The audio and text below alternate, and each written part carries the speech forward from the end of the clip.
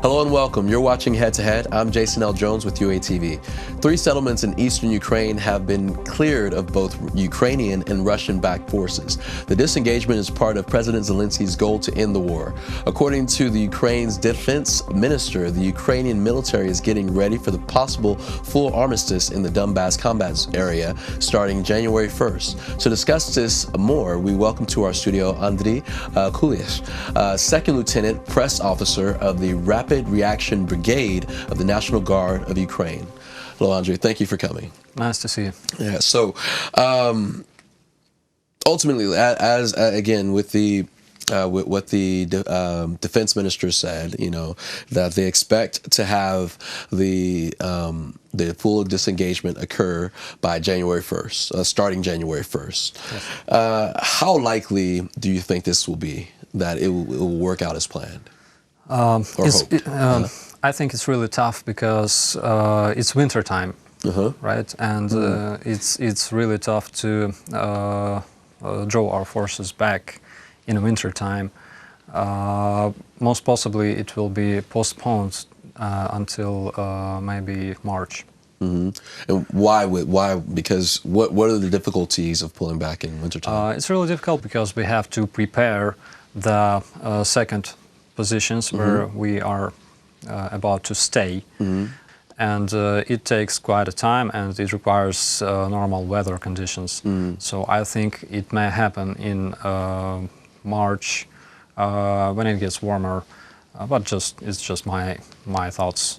Okay. And what do you think the Russian side will honor?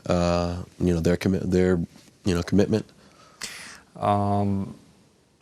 Frankly, I don't think so, because we all remember the so-called Green Corridor, right, in Ilovaisk, and all other times that Russians didn't keep their words. So we should be prepared for instant attack from their side. Yeah, and because I know we covered today how as of today or recently how the both forces have moved back like a kilometer. Yeah. I would imagine with how Russia's been going about it with their track record, that the further kilometer you pull away, that they come in. Yeah. Do you think has that been happening? I think it could be. Of course, we have information about their recon troops working in the gray area. First of all, we have information about the reconnaissance troops of Russian Federation that still works in the gray area, because intelligence is 24-hour business, right? And we also know the intentions of Russian terrorist leaders, because after a meeting in Normandy, there was another meeting with terrorist leaders, and we know their intentions to keep their fighting against Ukrainian army. So I think we should be ready for that. Okay, that's unfortunate. How are the men holding up with dealing with that on a daily basis?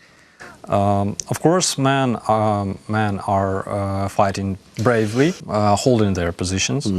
The men are keeping their positions. They are fighting. They don't want to go back, and they don't want to retreat. But of course, we're all militaries, and we only do our orders. And of course, we must remember that President of Ukraine pledged his alliance to Ukrainian people, as well as us militaries pledged our alliance. To the military. Yeah, to the military. To the people. Yeah. So I think that we both should do what we should do.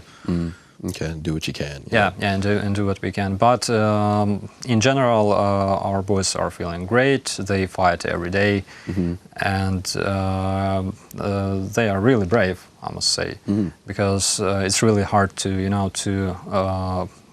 meet the Christmas and New Year holidays in trenches, in the snow and under constant fire and shellings from terrorists. But they do that, and they can stay there for as long as it takes. Okay, okay.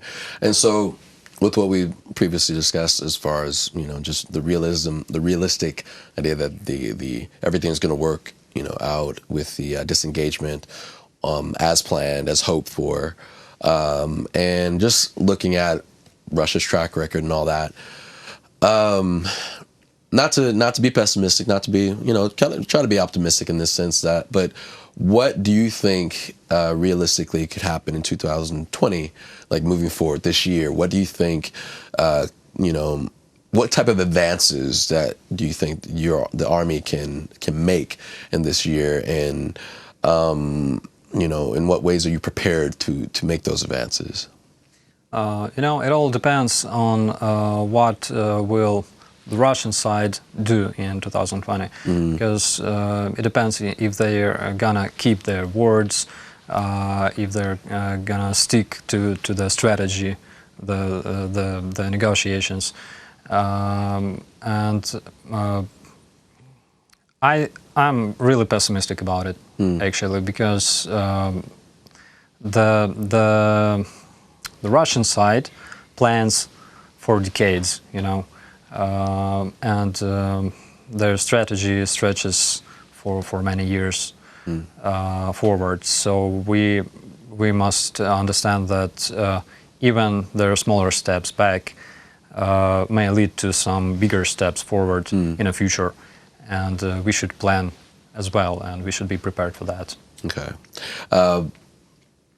I guess one of my final questions would be that, in your opinion, being in the military, being in the front lines, seeing things kind of from, just the big picture, and having to be familiar with the big picture, what do you think it would take for Russia to finally just just back off and, give the Ukrainian the peace that it so wants? It's a tough question because, if I knew the answer, I think that we might have won the war already. I think, of course, it takes the international reaction to their actions.